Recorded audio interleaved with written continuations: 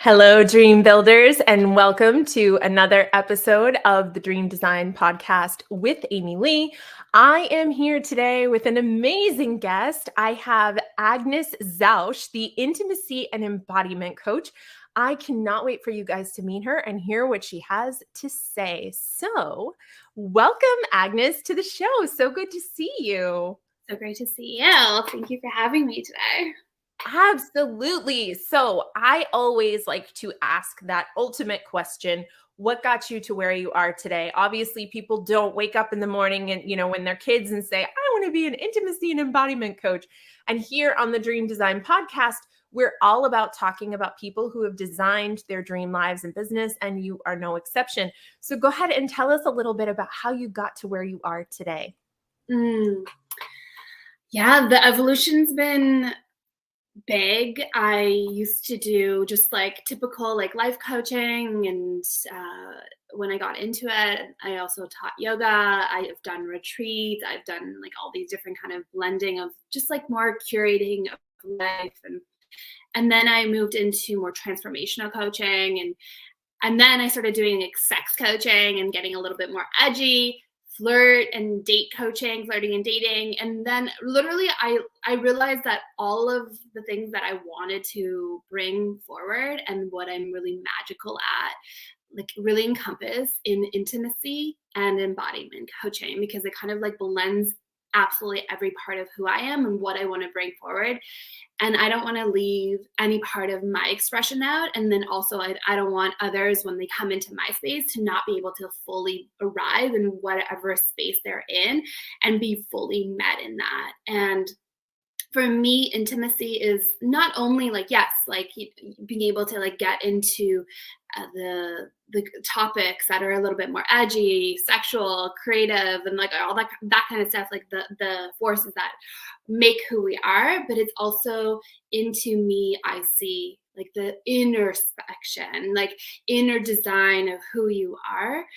And embodiment is the somatics, the movement, it's the integration. I do a lot with people to move them out of their heads into their bodies, because that's where a lot of the things exist and live. So it's been a really fascinating journey in just my coaching career. I have so much more beyond that. I started as an interior designer, and here I am today. So I'll give you a little glimpse. That's how I'm here. Yeah. I love that. And I love that you're, so open about it kind of started here, and then this kind of pushed me out of my comfort zone, but then I got comfortable there, and then it pushed me a little more and a little more and a little more.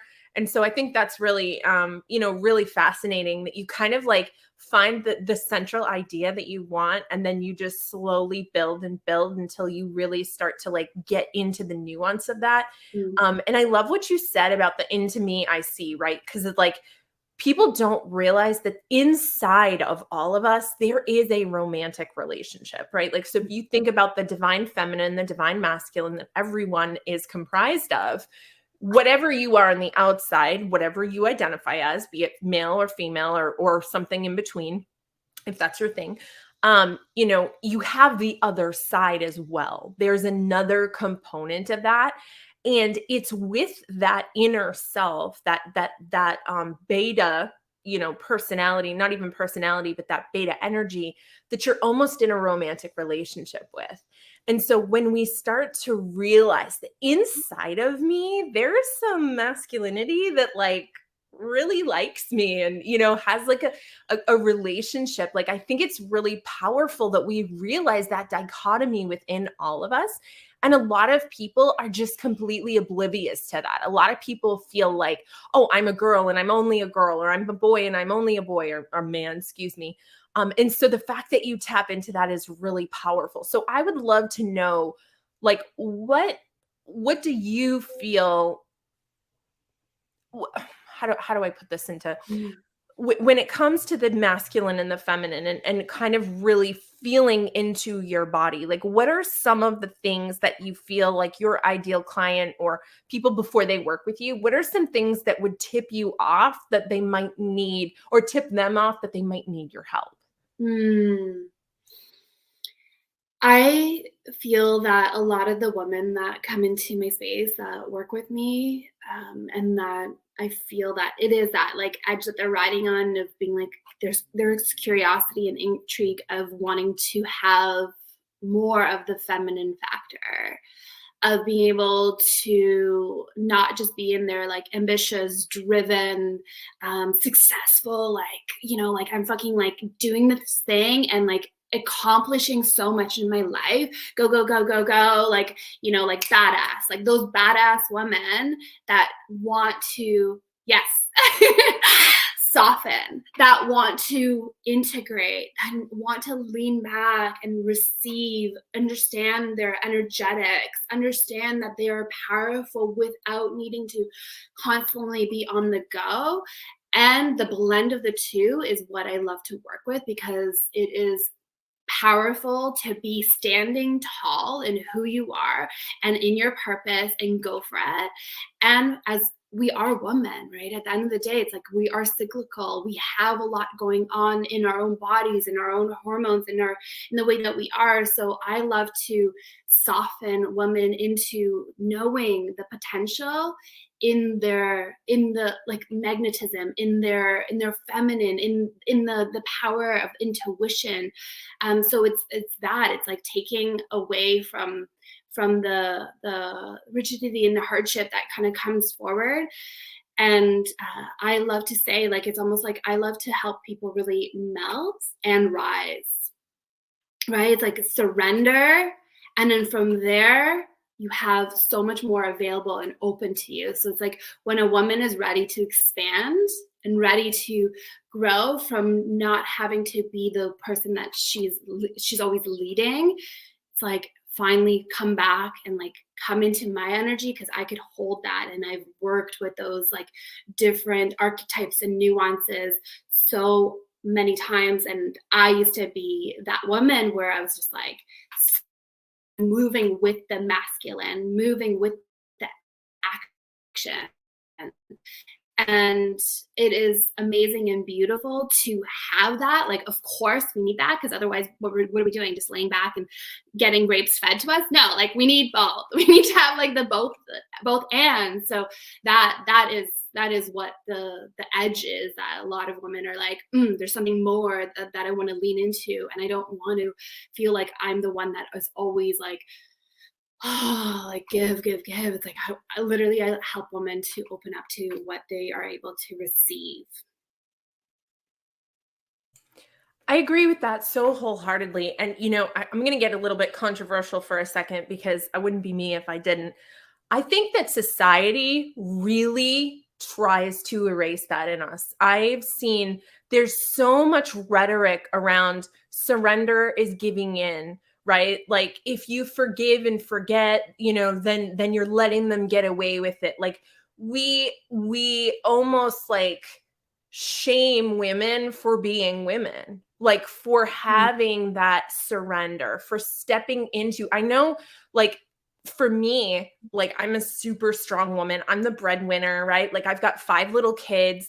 But when it comes to my relationship with my husband, that is the place where I'm not in charge. And guess what? Newsflash, I don't want to be.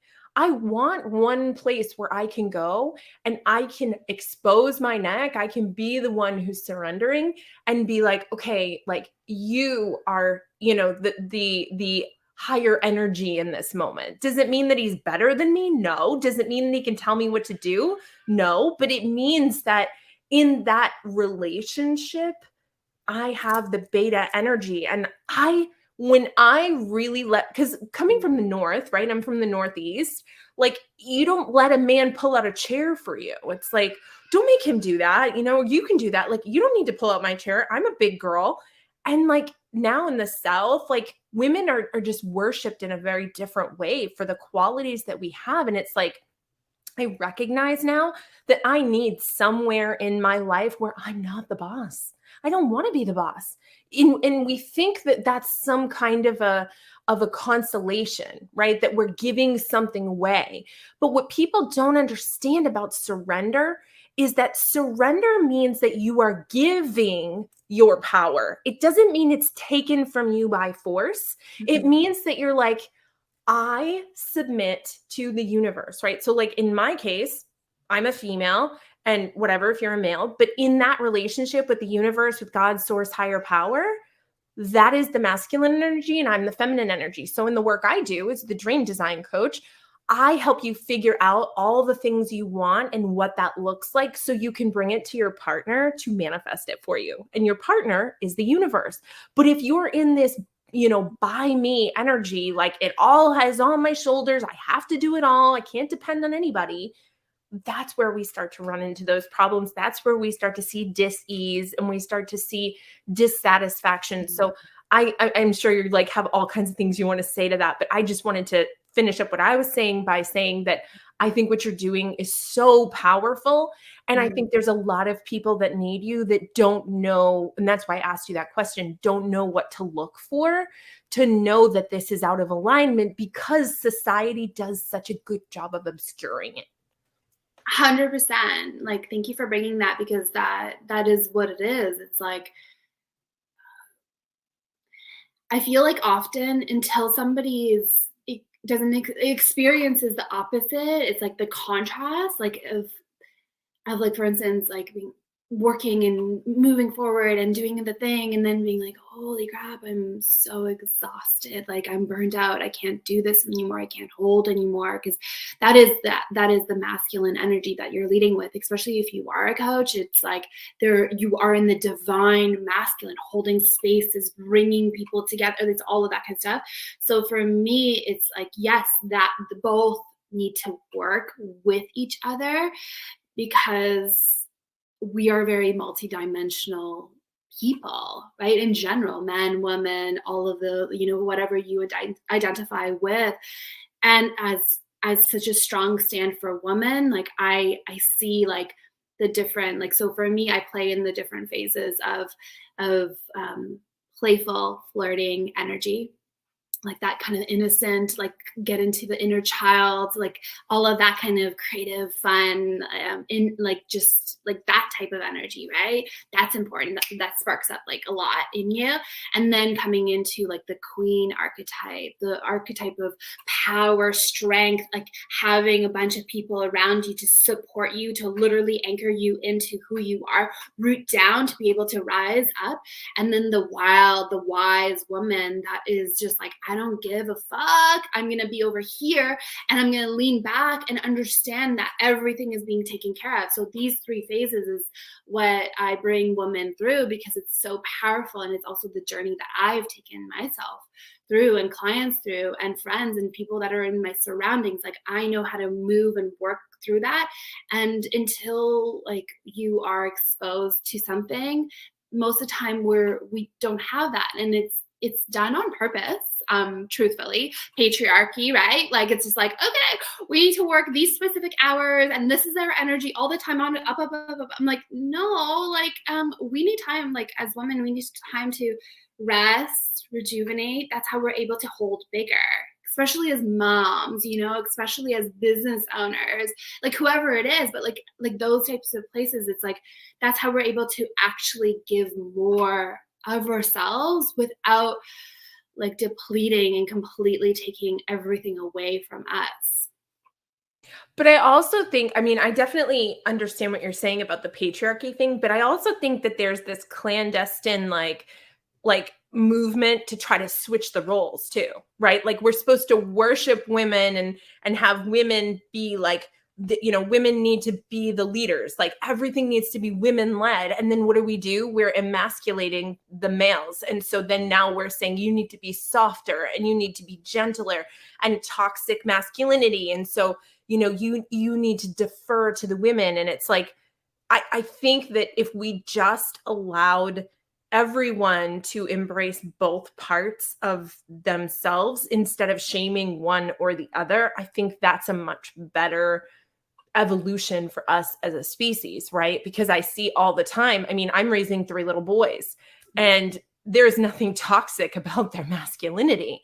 And I am not going to teach them to dumb that down. You know, if they want to play with trucks and they want things to be blue and whatever, like, I'm not going to be like, no, that's too, that, you know, that's archetypal. Like, no, like if that's what you enjoy, then that's what you get to do. And we're not going to bastardize that any more than we're going to, because that's what's happening is we're trying to destabilize both of the communities by getting them to operate outside of what feels aligned for them based on societal stereotypes, you know? And so I think that and I say that because, you know, men need intimacy coaches too. Men need to get into their bodies. Men need to embrace their carnal urges, you know, and really tap into that and what that means, and not feel like being a man or being a woman in their own right is wrong. You know what I mean? Mm-hmm. Yeah, I feel you on that. And I see that. And it's interesting because I've definitely have had like moments where I've contemplated being like, am I meant to work more with men because I have such a strong impact on the men and masculine energy and everything like that. And I've noticed how I have like when I have had clients that have been male, or, and like sometimes like I truthfully it's been like, okay, what am I like really standing for? And it's interesting because I have it's almost like I have such more ease to be able to impact like men. I actually love and desire to impact women because there's a space of I was talking about this, and this is definitely a little bit more edgy and vulnerable for me. It's just like more like I realized that even though I'm such a feminine being, like I'm so sensitive, I'm really tapped in, I'm very empathic and everything like that. I have a harder time to see women as being like I see them sometimes as being more tender and weaker. And that's been my story, my programming that I needed to shift from, because that's not true at all. Like women are so resilient and able and qualified to do absolutely everything that they desire to do in their lives. They could dream up and create from themselves.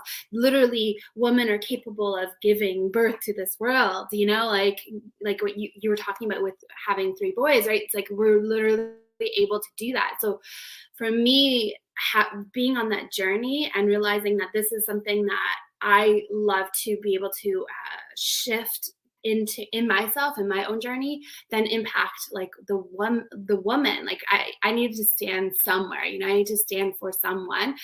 I absolutely like love, adore, like worship the men. Like they're all like they've been such a support system in my life, and I never want to disclude that. And that happens definitely. I see it more often, and it frustrates me as well, because it's like people ask me, they're like, well, where are the people like you for men? I'm like, there's people, like message me, you know, like I could tell you who that is, that person like that you could work with, and refer them to somebody beneficial on their journey, because they are seeking. This happened just last week.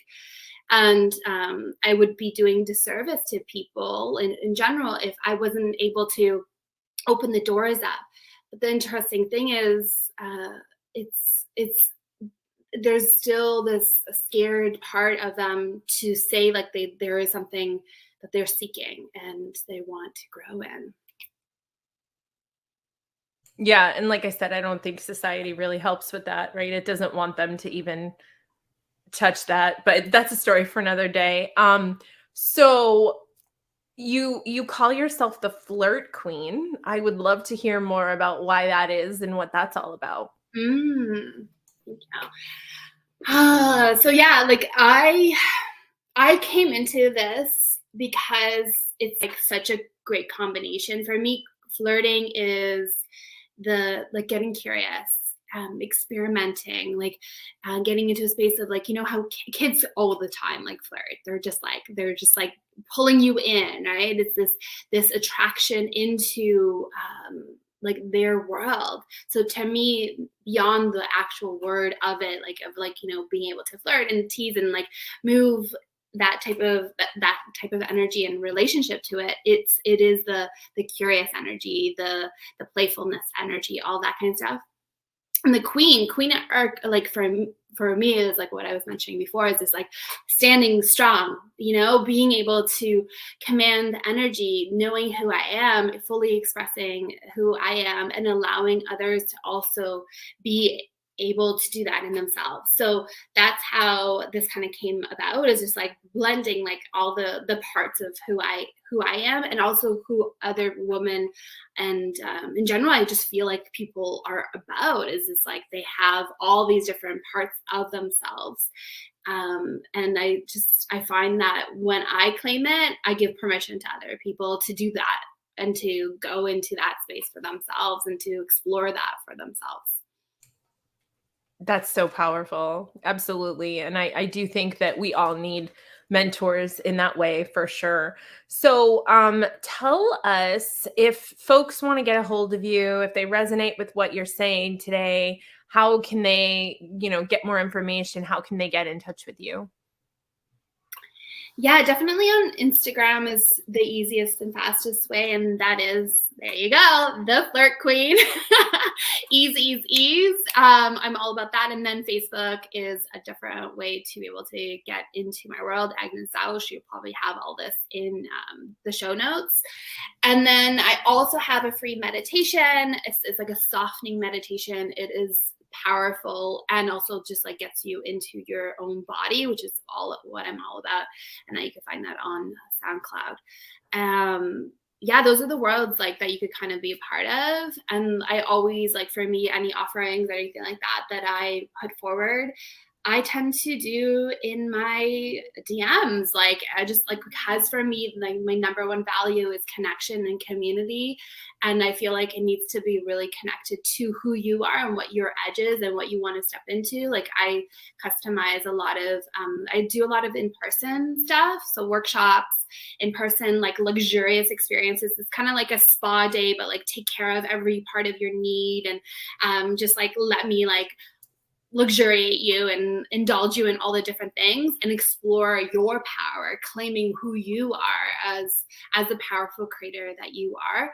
And those are just, and there's going to be a bunch of other things that I will be bringing out, but those are the ones that feel the best and most true right now to bring forward to your audience. I love that. And as you know, we're live right now inside of my group. And so there will be people that won't have the show notes. So that's why we put it up on the screen, and then it will be on the podcast as well. So there's people watching from all different places, all over the internet, all over the place, all over. So that's really good. Before we let you go, though, is there any last minute thing that you want to share? Any final words that you'd like to impart to the audience? Yeah, the one thing that is really coming through right now is give yourself more opportunities to get just like curious about what is there. Like, get out and be in the world. Like, that's a big thing that I really stand behind. Like, there's just like a little bit, like, you can learn a lot from being in courses and everything like that, but like, go and like actually apply yourself and be and like explore and just let yourself be out in the world, and enjoy this world, because there's so much beauty, pleasure, enjoyment, fulfillment that we could get from like different interactions. And one thing that I love to always prescribe people is just to go and have like literally like, don't have an agenda and have an adventure day and go and play and be and see what happens. And I would love to hear if like you take that on, to see like what comes through from that, because it's really cool. Like, the way that on the other end of it, the way that people experience, the way that they feel, the way that they see something new that they haven't seen anymore. That's what I would love to share. I love that. Words to live by from Agnes today, the Flirt Queen, you guys. So that will do it for this episode of the Dream Design Podcast. Until next time, when I bring back another amazing guest, may you be happy, may you be healthy, may you be safe, and may you be at peace. Namaste.